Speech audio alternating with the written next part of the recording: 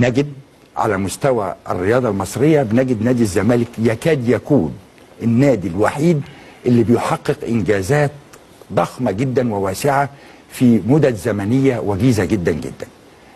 هو مين ده؟ أنا عارفة يا ابني. السؤال: لماذا يتعرض نادي الزمالك لكل هذه المؤامرات البشعة؟ ده السؤال دايما أنا بسأل نفسي ليه. لماذا يتعرض نادي الزمالك لكل هذه المهازل؟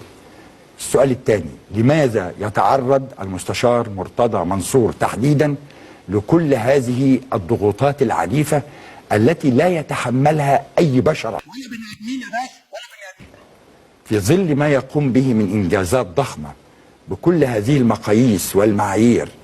هل ده جزاؤه يتعرض لكل هذه الضغوطات؟